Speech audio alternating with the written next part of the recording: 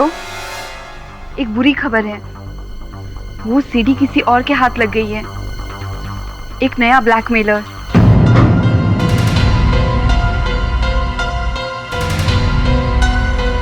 Mister Desai, मुझे आपसे कुछ अर्जेंट बात करनी है right now. Call you back.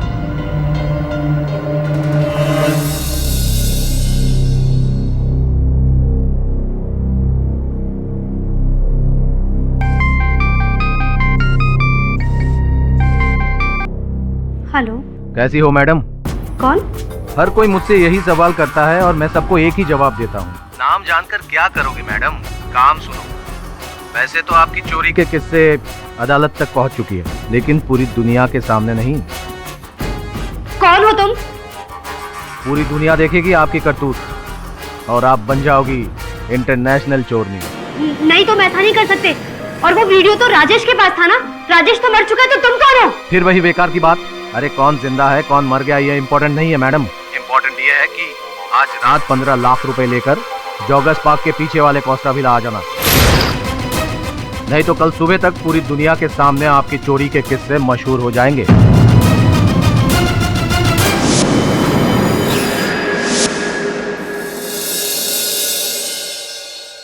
नया ब्लैकमेलर पीसीओ से फोन कर रहा था। कॉल ट्रेस हुआ क्या वरुण? जी हाँ सर, मुझे बहुत डर लग रहा है। तुम निश्चिंत रहो संजना। हो सकता है कोई यूं ही तुम्हें बेवकूफ बना रहा है, पैसे ऐंठने की कोशिश कर रहा है। एक बात तो निश्चित है कि जो भी है ये व्यक्ति कोई इस केस से जुड़ा हुआ है, इस केस के हर पहलू को जानता है, लेकिन इस बात की कोई गारंटी नहीं कि वो सीडी उसके पास है या नहीं। तो बुलाया है तो मिलने तो जाना पड़ेगा। जाएगा वरुण? Yes sir.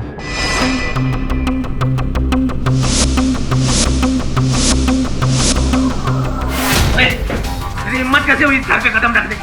मुझे पता नहीं ये घर अब मेरा है, मेरा। देख अशोक, मैं ना तेरी मुंह नहीं लगना चाहती। मेरा कुछ जरूरी सामान रखा है इस अलमारी में। ओए खबरदार! अशोक, मेरा सामान। खबरदार! तेरी सारे पैतरे समझ रहा हूँ मैं।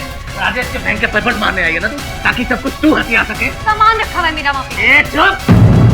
खबरदार, अगर एक कदम भी आगे बढ़ाया, चल निकल निकल। और आज के बाद इस घर के आसपास नजर भी नहीं आना। नहीं तो टांग तोड़ के तेरे हाथ में दे दूंगा। चल।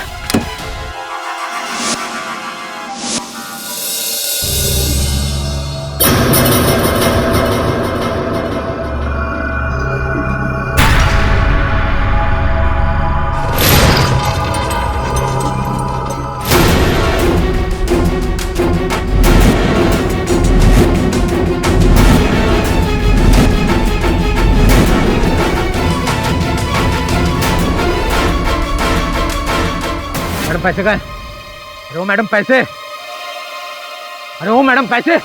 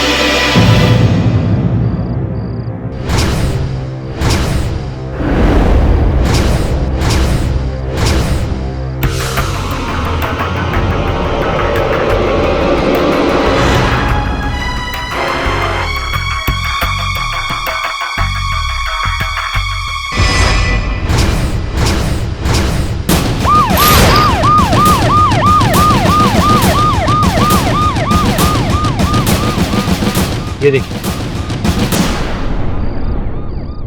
एक मर्डर केस सॉल्व हुआ है नहीं, दूसरी लाश गिर गई। लेकिन इंस्पेक्टर यादव, ये तो तय हो गया कि सौरभ आचार्य कातिल नहीं है, कोई और है। ये वाइन शॉप की पर्ची मिली।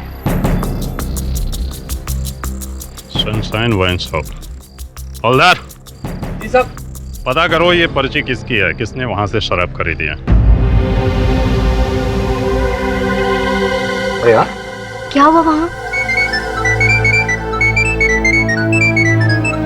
एक्सक्यूज मी शेफाली, मैंने तुम्हें कितनी बार बोला है ऑफिस में मुझे मत फोन किया करो। अरे तुम जानती हो ना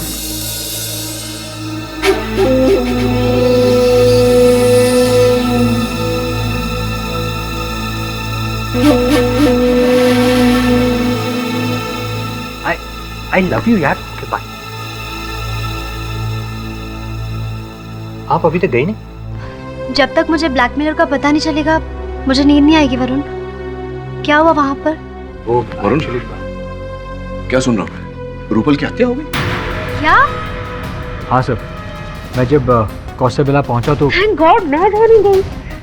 उस ब्लैकमेलर ने उसे मारा होगा। देखिए संजना जी, आप निश्चिंत रहिए। किसने किसको मारा ये तो तहकीकात के बाद ही पता चलेगा। आप जाइए, घर जाइए, और अगर आपको किसी ब्लैकमेलर का या कोई धमकी भरा फोन आता है तो मुझे सूचित कीजिए। जाइए आप।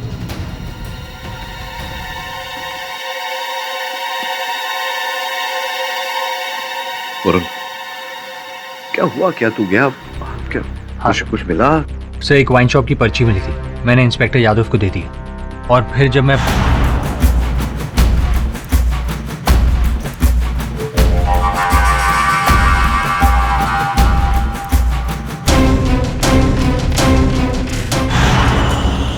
सब, मुझे तो लगता है कि रूपल का मर्डर करके कातिल या फिर ब्लैकमेलर जो भी था वो मौका वारदात से जब भाग रहा था तब उसके हाथ से या जेब से वो सीडी गिर गई होगी। कहाँ है वो सीडी? दे मुझे।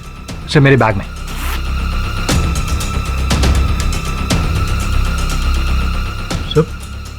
सर वो सीडी मैंने डायरी के बीच में रखी थी और वो डायरी इस बैग में थी।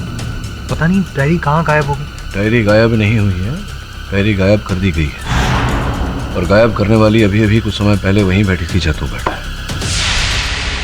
Kleptomania.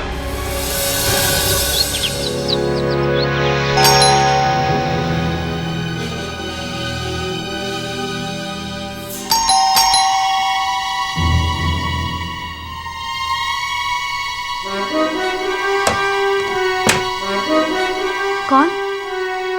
Good morning Sanjana ji. Sorry सुबह सुबह आपको डिस्टर्ब कर रहा हूँ। एक्चुअली देखिए, बुरा मत मानिए, कल रात आप केडी सर के ऑफिस आई थी, कहीं गलती से आप मेरी डायरी नहीं, आई मीन अनजाने में, यू सी, देखिए उस डायरी में ना एक बहुत इंपॉर्टेंट सीडी है। नहीं मिस्टर पाठक के ऑफिस से मैंने कोई डायरी नहीं ली। Trust me. ओके।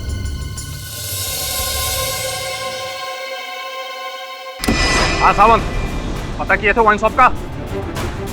शाबाश, चलो गाड़ी निकालो।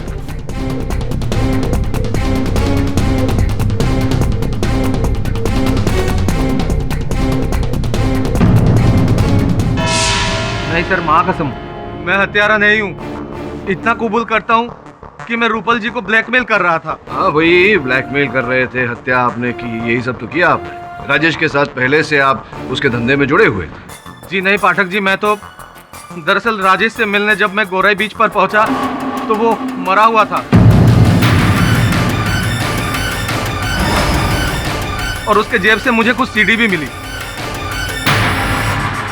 मुझे पता था 15,000 रुपए कमाने वाला मेरा भाई राजेश अमीर लोगों को ब्लैकमेल करके खुद इतना अमीर बना।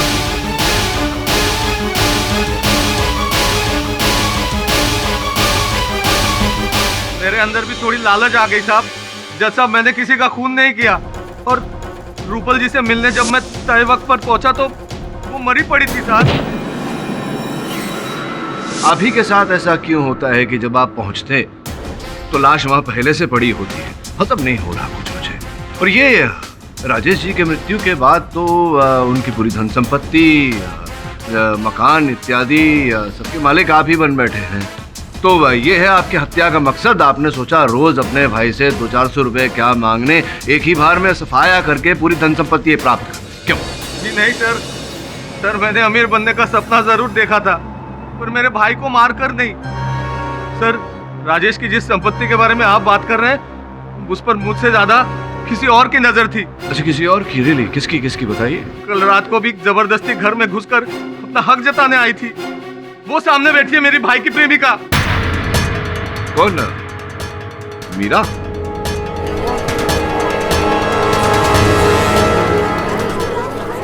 ऑर्डर। योर ऑनर, राजेश के घर में अपना कुछ सामान वापस लेने गई थी। अच्छा, कैसा सामान? वो एक बार मैं राजेश के घर उसके साथ गई थी तो मैं अपना हैंडबैग वहीं पे छोड़कर आ गई थी। कल मैं उसके घर के सामने से गुजर रही थी तो मैंने सोचा कि अपना हैंडबैग वापस लेकर के आ जाती हूँ। बस इतनी छोटी सी बात पर ये बेवड़ा इतना भड़क गया और इतना बड़ा बवाल मचा दिया इसने। सर, मुझे लगता है ना कि राजेश का खून इसी ने किया है, ताकि राजेश की सारी प्रॉपर्टी का अकेला हिस्सेदार बन जाएगी। अब जानती है मीरा जी, मेरे सहायक वरुण के द्वारा ऐसी जानकारी मुझे प्राप्त हुई है जिसके कारण एक नया उद्देश्य सामने आया है राजेश जी की हत्या का। आप किस सच्चाई की बात कर रहे हैं mister Pathak? Your honour, Meera ji कुछ समय पहले ही एक डॉक्टर के पास गई थी। डॉक्टर के पास गई थी? नहीं, डॉक्टर विमला अवस्थी। ऑनर, इस केस में डॉक्टर का क्या लेना देना? जायसवाल साहब, लेना देना ये है कि डॉक्टर विमला अवस्थी एक गायनाकोलॉजिस्ट है। मीरा जी उनके पास गर्भपात कराने गई थी। तो हुआ ये कि आप डॉक्टर विमला अवस्थी के पास, जो एक गायनाकोलॉजिस्ट हैं, उनके पास गई गर्भपात कराने, जिसका ये अर्थ होता है कि आपके पेट में बच्चा था। आपके अपने कथन के अनुसार आपके और राजेश के बड़े नजदीकी संबंध थे, तो स्पष्ट रूप से जो बच्चा आपके पेट में था वो राजेश का ही होगा संभवतः। और जब आपने राजेश से ये बात कही और विवाह करने का दबाव डाला तो प्राय जैसे होता है राजेश ने इनकार कर दिया होगा। नहीं कर सकता इस वक्त शादी में। तुम इस बच्चे का क्या करूं राजेश? गिरा दो। गिराऊंगी, सिर्फ तुम्हारे पाप को नहीं, इस बच्चे के बाप को भी। लेकिन मैंने राजेश का खून नहीं किया है। मैं मानता हूँ आपकी बात को मीरा जी, और पाठक साहब प्लीज आप मेरी बात मान लीजिए ना कि राजेश की जो हत्या हुई है वो सौरभ की गन से ही हुई है। मानते हैं ना आप मेरी बात? जहाँ तक योर ऑनर मीरा का पहुँचना नामुमकिन है, तो साफ है बात कि राजेश चक्रधर का खून सिर्फ और सिर्फ सौरभ आचार्य ने ही किया है। योर ऑनर, अभियोग पक्ष महोदय का बस चले तो ये रूपल जी की हत्या भी मेरे मुवक्किल के सर मढ़ दे। इनके पास कोई तथ्य नहीं है ये साबित करने का कि जेल में से सलाखों के पीछे से मेरे मुवक्किल अचानक मिस्टर इंडिया बनकर ओझल हो गए और रूपल की हत्या करने के पश्चात पुनः वापस लॉकअप में लौट आए। मैं मानता हूँ ना आपकी बात, मैं मानता हूँ रूपल का खून किसी और ने किया है, किसी और मकसद से किया है, और वो क्या है वो अभी साबित करूँ। लेकिन योर ऑनर, उसके लिए मुझे अशोक चक्रधर को यहाँ कटघरे में एक बार फिर बुलाना होगा। अशोक चक्रधर जी, आपने ये तो बता दिया अदालत में कि आप रूपल जी को ब्लैकमेल कर रहे थे, लेकिन ये नहीं बताया आपने कि क्यों ब्लैकमेल। खैर आपकी गलती नहीं है, शायद पाठक साहब आपने पूछा नहीं। कि कोई बात नहीं, मैं पूछ लेता। बताइए क्यों ब्लैकमेल कर रहे थे आप रूपल जी को? वो सर एक्चुअली राजेश भाई की जेब से मुझे जो सीडी मिली थी उसमें रूपल जी का एक वीडियो था। बंद कमरे की ऐसी तस्वीरें जिसके बारे में बताते हुए मुझे शर्म आ रही है सर। पर ये जो है ना सौरभ आचार्य, ये आपको इसके बारे में डिटेल में बता सकते हैं सर। क्यों? वो क्यों बता सकते हैं? क्योंकि उस सीडी में रूपल जी के साथ कोई और नहीं बल्कि यही थे। क्या क्या नाम आप इल्जाम लगा रहे हो तुम मुझ पर? मैं और रूपल के साथ, वो भी बंद कमरे में? अब सर मैंने वीडियो में जो देखा सर वही बोल रहा हूँ, एकदम एडल्ट सीन।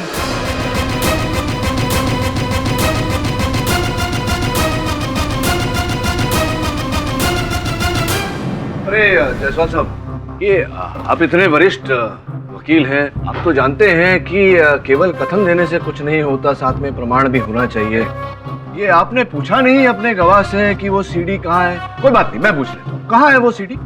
सर वो सीडी एक्चुअली खो गई सर। खो गई?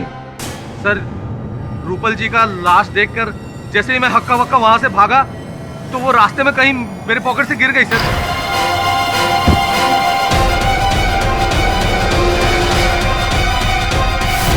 योर ऑनर, इनके जेब से वो सीडी गिर गई।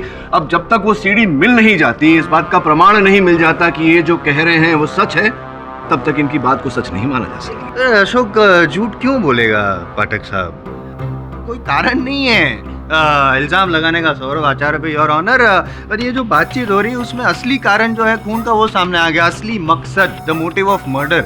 अब तक तो हमको ऐसा लगता था कि राजेश चक्रधर ने इनकी पत्नी को चोरी करते हुए देख लिया था वो परफ्यूम की बोतल स्टोर से, इसलिए ब्लैकमेल कर रहे थे। लेकिन हकीकत वो नहीं है योर ऑनर। हकीकत तो ये है इनके जो नाजायज संबंध अफेयर चल रहा था रूपल के साथ, उसके बारे में राजेश चक्रधर को पता चल गया था, इसलिए वो ब्लैकमेल कर रहे थे। मोटी रकम मांगी होगी, 10 लाख शायद। गुस्सा आ रहा है, अभी देखो जैसा गुस्सा आ रहा है, उस वक्त तो और भी गुस्सा आया होगा, और इस गुस्से की वजह से मौत की नींद सुला दी राजेश चक्रधर को। और योर ऑनर, जहाँ तक इनके जो संबंध थे रूपल जी का, उनके दोनों के नाजायज संबंध का सवाल है, तो मैं यूं ही नहीं कह रहा हूँ। जिस न्यूज चैनल में दोनों काम करते थे उस न्यूज चैनल के कुछ कलीग्स भी आए हुए हैं। और सबसे बड़ी बात, खबरदार न्यूज चैनल के ओनर सिद्धार्थ देसाई जी फिलहाल हमारे साथ मौजूद है और कोई गर्मा गर्म खबर देना चाहते हैं, ब्रेकिंग न्यूज। योर ऑनर, अगर आपकी परमिशन हो तो यहाँ बुलाओ। Permission granted. Your honour, Saurabh और रूपल मेरी चैनल के बड़े ही होनहार रिपोर्टर थे, लेकिन अब काम के अलावा उनके बीच में क्या रिलेशन थे मुझे नहीं पता, ना तो कभी मैंने उसकी जासूसी की है। लेकिन जब भी सौरभ की कैबिन में जाओ, अधिकतर वहाँ पर रूपल भी होती थी।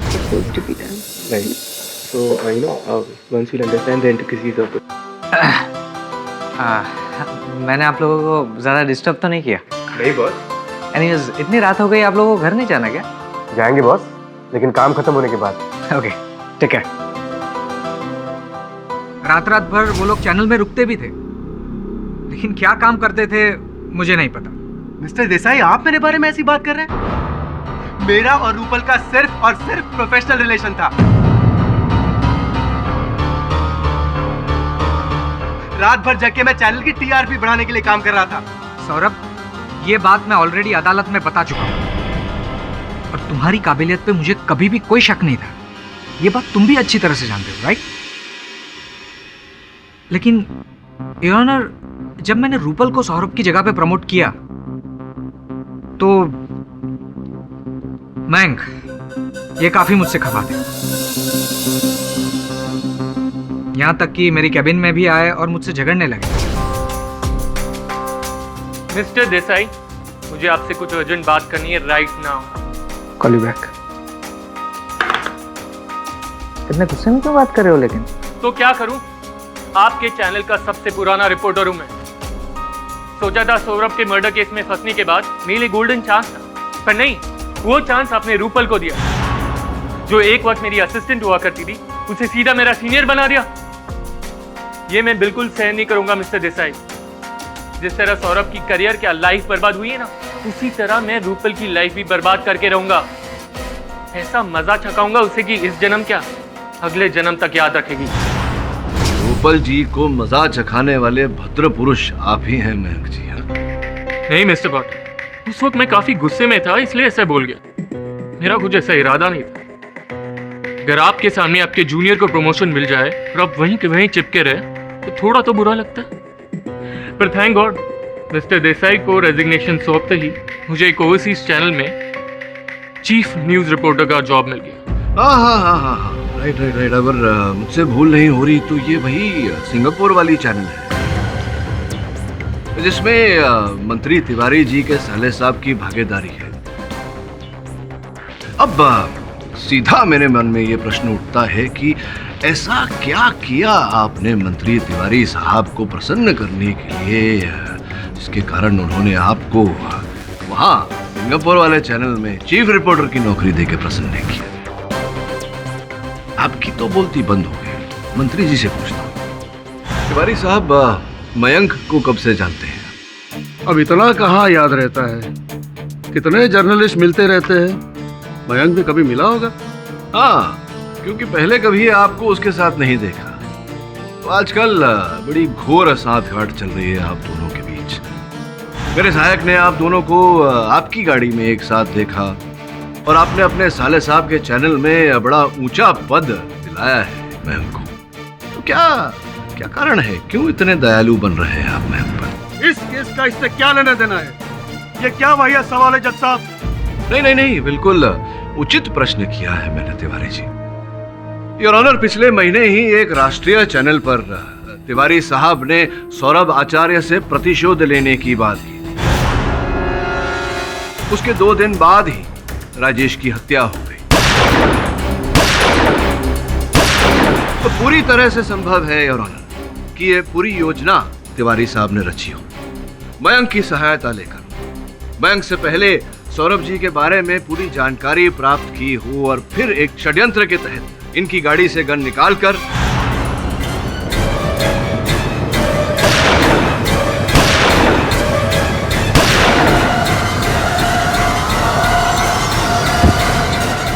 ये क्या बकवास है पाठक जी?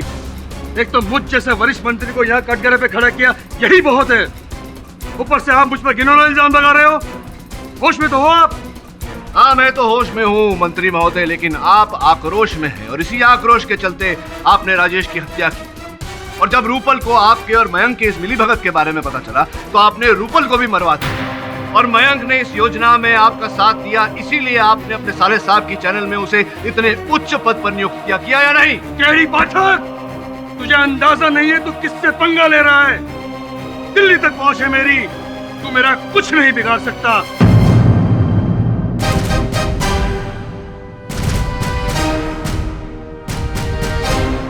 ये जो मुझ पर इल्जाम लगा रहा है ना, तुझे तेरी औकात दिखा कर ही रहूंगा मैं। तेरा वकालतनामा रद्द नहीं करवा दिया तो मेरा नाम भी सदानंद तिवारी नहीं। Your honour. मिस्टर तिवारी, आप प्लीज शांत हो जाइए। जनता के प्रतिनिधि होकर इस तरह का अभद्र व्यवहार आपको शोभा नहीं देता। यह अदालत तब तक किसी को भी गुनहगार नहीं मानती जब तक आरोप पूरी तरह साबित नहीं हो जाता।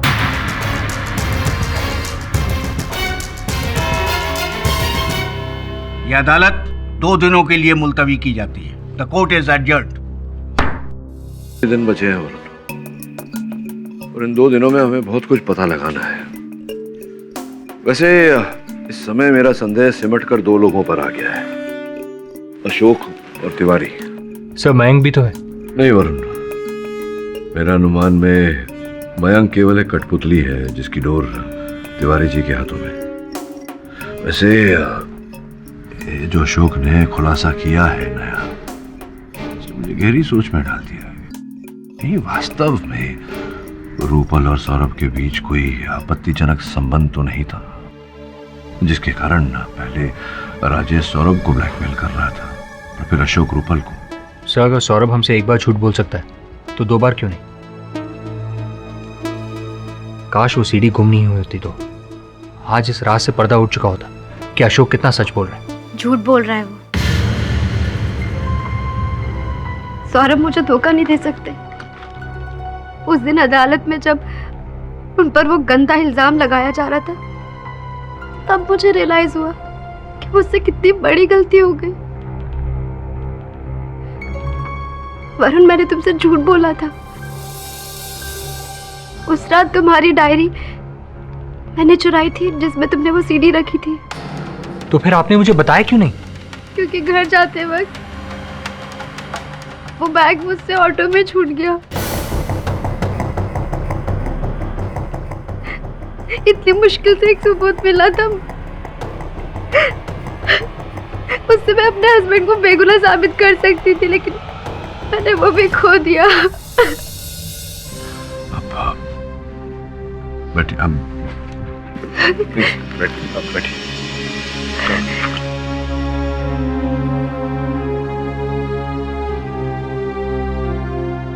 आज मेरी चोरी की आदत की वजह से मैंने एक अहम सबूत खो दिया। लानत है मुझे अपने आप पर। ये लीजिए, आज तक मैंने जो भी चुराया है वो सब लाई हूँ। ये सब आप पुलिस पे दे दीजिए और मुझे जो भी सजा मिलेगी उसके लिए मैं तैयार हूँ।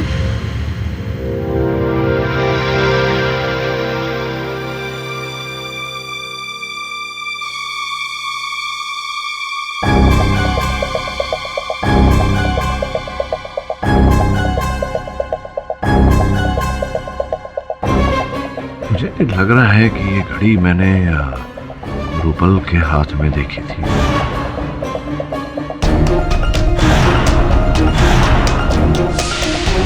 रूपल की घड़ी है, देखी। सेकंड हियरिंग के वक्त मैं रूपल के पास बैठी थी और मैंने उसके बैग से ये वॉच निकाल ली थी।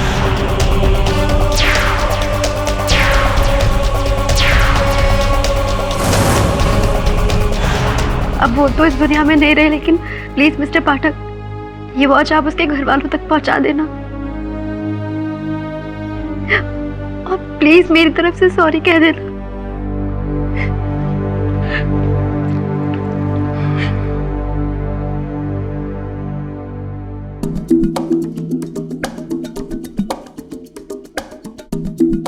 वरुण, इस घड़ी के पीछे एस लिखा हुआ है। अगर एस फॉर सौरभ है तब तो इस घड़ी के सीरियल नंबर से पता लगा कि ये कौन सी दुकान से बिकी थी और इसे किसने खरीदी थी। जी सर। नहीं मिस्टर पाठक, मैं और रूपल सिर्फ एक प्रोफेशनल कलीग थे। हाँ, लेकिन जब उसे मालूम पड़ा कि मैं खबरदार न्यूज़ चैनल छोड़कर एक नया न्यूज़ चैनल ज्वाइन करने वाला हूँ, तो वो मेरे साथ ज़्यादा टाइम स्पेंड करने लगी, क्योंकि वो मुझसे मीडिया की बारीकियाँ सीखना चाहती थी। वो जानती थी कि मुझसे ज़्यादा और कोई भी इस फील्ड में इतना एक्सपीरियंस नहीं है। लेकिन क्यों छोड़ रहे थे आप खबरदार न्यूज़ चैनल? सर, एक्चुअली एक राइवल चैनल ने मुझे डबल पैकेज और अपनी कंपनी में पार्टनरशिप ऑफर की थी। अब आप ही बताइए, इतना ल्यूक्रेटिव ऑफर मैं कैसे छोड़ सकता था? काम तो आपने दिलवा दिया तिवारी जी, पर अब ज्वाइन कैसे करोगे? वो केडी पाठक ने कोर्ट से ऑर्डर लेकर मेरे बाहर जाने पर रोक लगा दी। अब जब तक इस केस का फैसला नहीं हो जाता, मैं सिंगापुर नहीं जा सकता। जाएगा बच्चा, तो जरूर जाएगा सिंगापुर, पर ये केडी पाठक तेरा कुछ नहीं बिगाड़ सकता। उसकी तो मैंने कानून मंत्री से शिकायत कर दी है।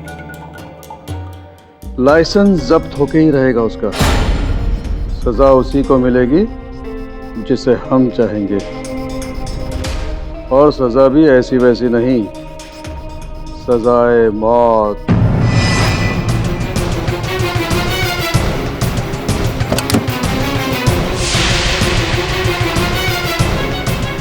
तुम देखो, मैं किसी को कुछ नहीं बताऊंगा। मानना नहीं, मैं किसी को कुछ नहीं बताऊंगा। प्लीज नहीं मानना। सर, अशोक मरा तो नहीं, लेकिन बहुत बुरी तरह घायल हो गया, कोमा में। प्रश्न ये उठता है कि जानलेवा हमला किसने किया उसमें, और उससे भी महत्वपूर्ण क्यों किया? पुलिस क्या कहती है इस बारे में? पुलिस का कहना है कि उन्हें कोई सुराग नहीं मिला, लेकिन मैं आपके लिए बैलिस्टिक रिपोर्ट की कॉपी लेकर आया।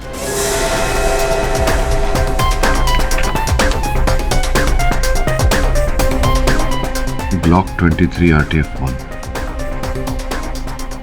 ग्लॉक 23 RTF-1 नहीं। रूपल मर्डर केस की बैलिस्टिक रिपोर्ट कहाँ है? सिड्रॉन।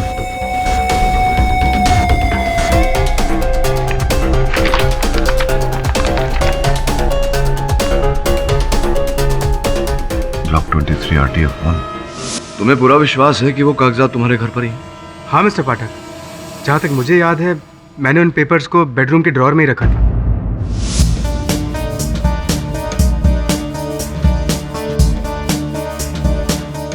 Good job. जैसा कि मैंने सोचा था वैसा ही है। मैं इन कागजात को लेकर अदालत जाता हूँ तो अस्पताल चल, और जैसे ही अशोक को होश आ जाए मुझे फोन करना। जी सर।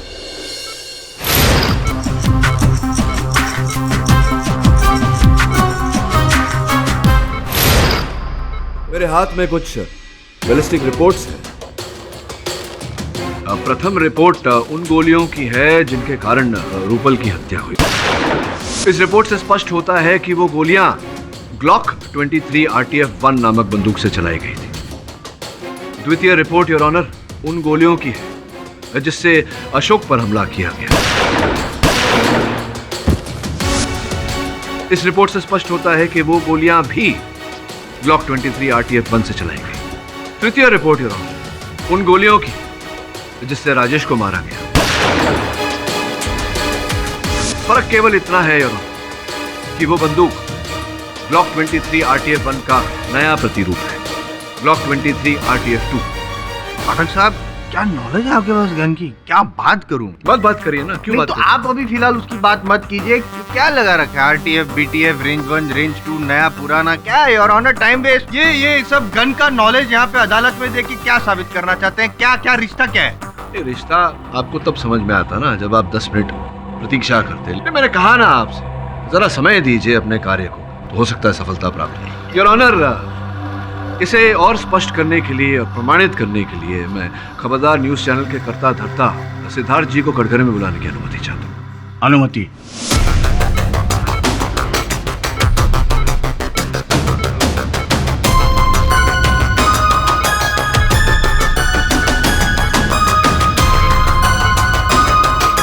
Doctor, doctor! देसाई साहब, बताइए अदालत को कृपया कि सौरभ को अपनी आत्मरक्षा के लिए वो गन आप ही ने दी थी। गन का मॉडल क्या था देसाई साहब? मॉडल, हाँ, लेकिन वो वही गन थी जो पुलिस को कार में से बरामद हुई थी, जिससे राजेश की हत्या हुई, यानी कि हत्या का औजार बैलिस्टिक रिपोर्ट के अनुसार ग्लॉक 23 RTF 2। राइट। ये बताइए कि जो गन आपने दी थी सौरभ को, उसके साथ में गन के कागजात भी दी थे। हाँ? उन कागजातों पर क्यों ऐसा लिखा है कि आपने जो गन सौरभ को दी थी वो ग्लॉक 23 RTF 2 नहीं, ग्लॉक 23 RTF 1 थी, उससे पुराना मॉडल। यानी कि आपने ये पिस्तौल नहीं दी थी उसे आपने ग्लॉक 23 RTF 1 दिया था। वही मॉडल की गन योर ऑनर, जिससे रूपल पर गोलियां चलाई गई, जिसके कारण रूपल की जान गई। वही गन योर ऑनर, जिससे अशोक पर गोलियां चलाई गई, और अशोक इस समय अस्पताल में जीवन और मृत्यु के बीच संघर्ष कर रहा है। क्या मैं सही कह रहा हूं या नहीं? मिस्टर पाठक, मेरी खुद समझ में नहीं आ रहा है आप क्या बोल रहे हैं। खुद बात है देसाई साहब, इतनी सरल सी बात आपको समझ में नहीं आ रही। सिंपल योर ऑनर, जब देसाई साहब ने सौरभ को वो बंदूक दी ही नहीं थी, तो फिर उस बंदूक से सौरभ किसी की हत्या कैसे कर सकता है?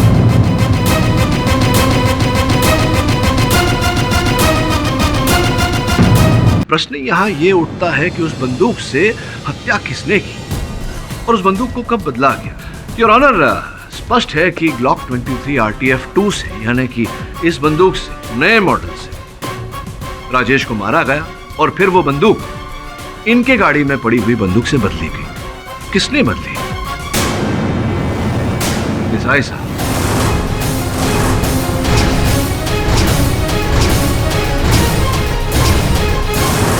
मेरी जानकारी के अनुसार ये दोनों पिस्टल्स के मालिक आप थे।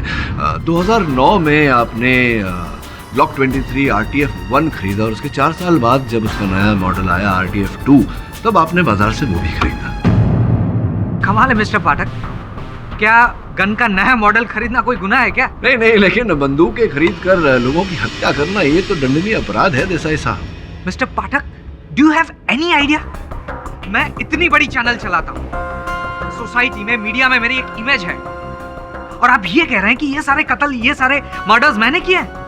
और ये सब मर्डर करने के बाद मैं एक ऐसे आदमी को फंसाऊंगा जो मेरी चैनल का इतना बड़ा रिपोर्टर है, नंबर 1 रिपोर्टर है, उसी को मैं फंसाऊंगा?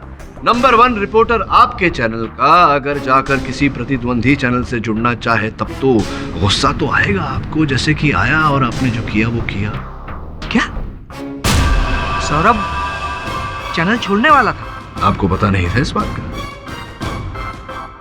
नहीं, इसने मुझे कभी नहीं बताया। हाँ, मैंने मिस्टर देसाई को इसके बारे में कुछ नहीं बताया था। मैंने ये बात सिर्फ रूपल से डिस्क्लोज की थी। इसके अलावा भी और कई सारी ऐसी बातें होंगी जो आपने सिर्फ और सिर्फ रूपल के सामने डिस्क्लोज की होगी। आई एम सॉरी टू से, मैं नहीं कहता, लेकिन शायद लोग सही कहते हैं, और अशोक ने भी जो सीडी में देखा होगा वो शायद सही होगा। अशोक ने तो बहुत कुछ देखा है देसाई साहब, अपने हत्यारे का चेहरा भी देखा है। बस उसके होश में आने की प्रतीक्षा कर रहे हैं हम। जैसे ही वो होश में आ जाएंगे, असल हत्यारे का चेहरा सामने आ जाएगा।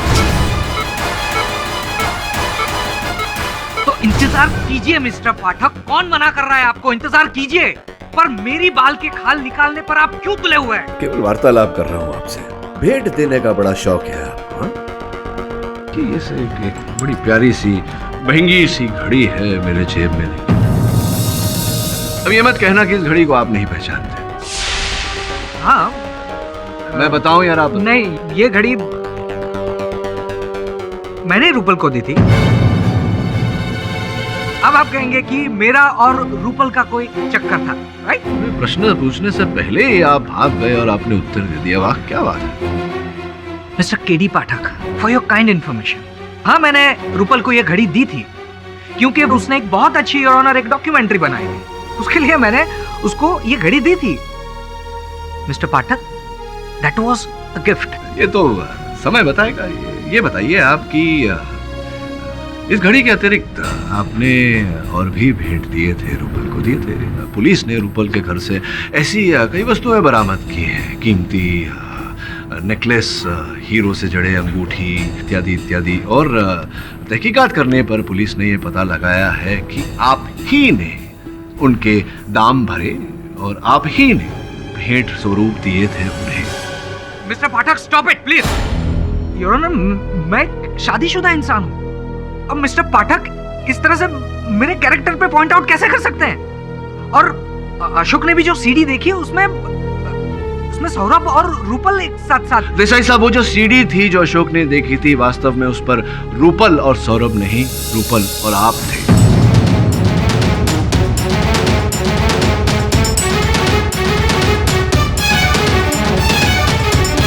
राजेश आपको ब्लैकमेल कर रहा था, आपसे लाखों रुपए ऐंठ रहा था। ओ सिद्धार्थ बाबू आ गए, क्या बात है। चल अब जल्दी से सीढ़ी निकाल। अरे नहीं सिद्धार्थ बाबू, इतनी जल्दी कैसे दे सकता हूँ? वो सीढ़ी तो मेरे लिए सोने के अंडे देने वाली मुर्गी है। लेकिन तू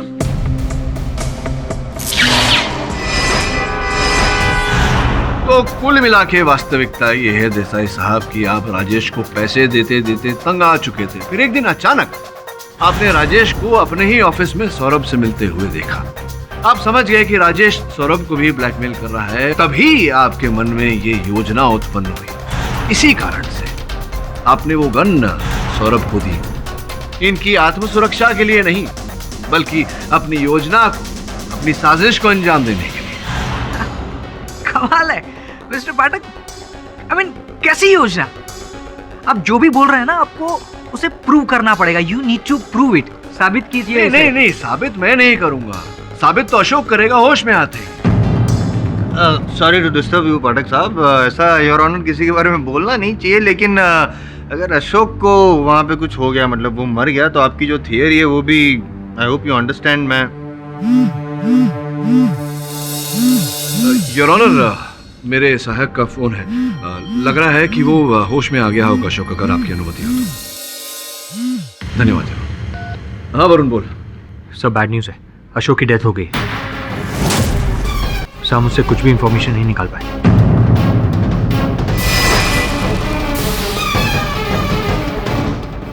अच्छा, क्या बात है? That's good news Varun. होश आ गया अशोक को?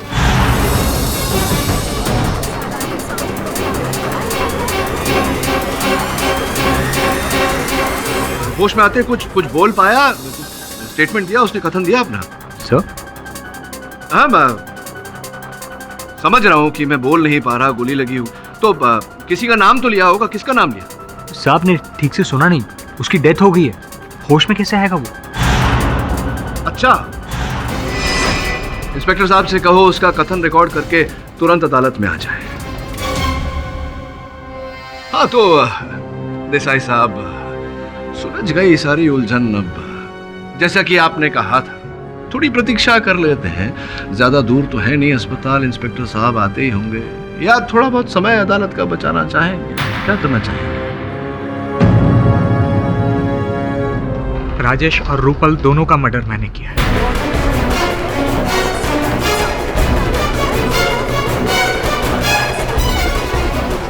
अशोक पर भी मैंने ही हमला किया और सौरभ को भी मैंने ही फंसाया। जब मुझे पता चला कि सौरभ राजेश से मिलने जाने वाला है, मुझे किसी भी कीमत पर वो सीढ़ी चाहिए। तुम्हें जितने पैसे चाहिए उतने पैसे बोलो, लेकिन मुझे आज के आज ये केस रफा दफा करना है, ठीक है? फिर तो पूरा एक खोखा लगेगा साहब। क्या? और अगर हाँ आज के आज वो सीढ़ी चाहिए, तो आज रात 10 बजे गोराई बीच में मिलो। नहीं 10 बजे नहीं, थोड़ा जल्दी मिलो, क्योंकि आज रात 10 बजे मैंने तुम्हारे ऑफिस के एक क्लाइंट को टाइम दिया।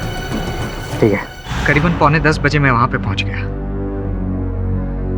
मैं वहां पे सिर्फ बंदूक और खाली बैग लेके गया था, क्योंकि पैसे तो मुझे उसे देने नहीं थे। मैंने जाने के साथ ही उस पर अटैक कर दिया।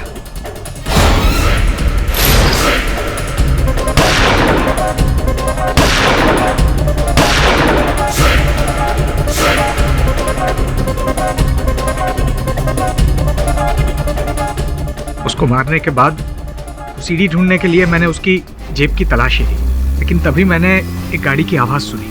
मुझे पता लग गया कि ये गाड़ी शायद सौरभ की हो सकती है, इसीलिए जाके मैं झाड़ियों में छुप गया। और जैसे ही मौका मिला मैं सौरभ की गाड़ी के पास गया। मैंने सौरभ की गाड़ी खोली और गन एक्सचेंज कर लिया।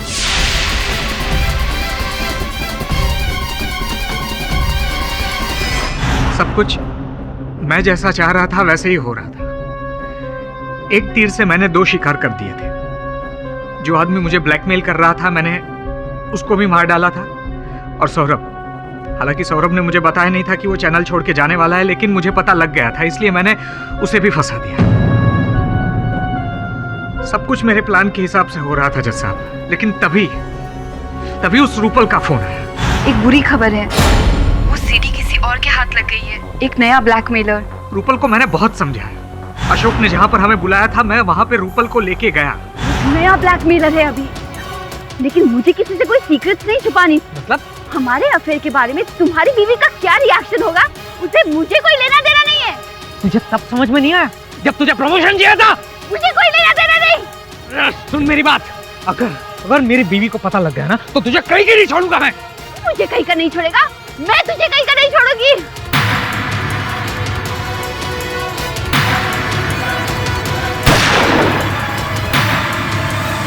रूपल का मर्डर करने के बाद मैं वहां से भाग सकता था, लेकिन मैं भागा नहीं, क्योंकि मैं जानना चाहता था कि वो ब्लैकमेलर है कौन। और तभी नकाब पहन के वहां पे अशोक आया। रूपल की लाश देख के वो भागने लगा। अशोक, तू? मैंने कोई खून नहीं किया। तू ही रूपल को ब्लैकमेल कर रहा था ना? बोल, सीडी किधर? सीडी कहाँ? सीडी थी, लेकिन लगता है गिर गई। मैं और अशोक सीडी ढूंढने लगे कि तभी वहां पे वरुण आ गया। इसलिए मैं और अशोक बिना सीडी लिए ही वहां से भाग गए। मैंने उसे 3 लाख रुपए दिए सीडी का राज छुपाने के लिए, और ऊपर से और 5 लाख रुपए दिए सौरभ के बारे में झूठी गवाही देने के लिए। देसाई साहब, आपको अशोक को मारने की जरूरत क्यों पड़ी? क्योंकि इतने पैसे देने के बावजूद भी वो मेरा राज खोलना चाहता था। मेरे पास और कोई ऑप्शन नहीं था, इसीलिए मैंने तय किया कि मैं इसका भी खून कर दूंगा।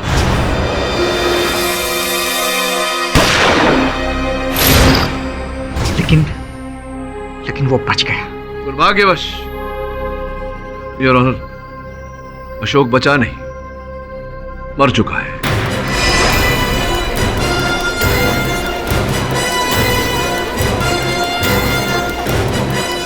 आपने एक नहीं 3 खून किए हैं देसाई साहब। अभी तो आपने कहा कि वो मरा नहीं, बच गया है, और उसका स्टेटमेंट। देसाई साहब, कभी कभी सीधी उंगली से घी ना निकले, थोड़ी टेढ़ी कर लेनी चाहिए। Defence rest. सभी पक्षों और गवाहों को सुनने के बाद यह अदालत सौरभ आचार्य को इस केस से बाइज्जत बरी करती है और सिद्धार्थ देसाई को इन तमाम हत्याओं के जुर्म में फौरन हिरासत में लेने का हुक्म देती है। The case is closed.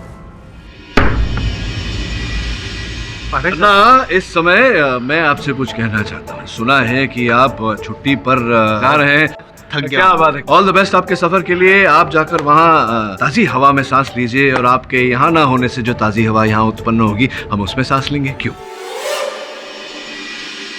ऐसे और भी मजेदार वीडियो के लिए हमारे चैनल को लाइक, शेयर और सब्सक्राइब करें।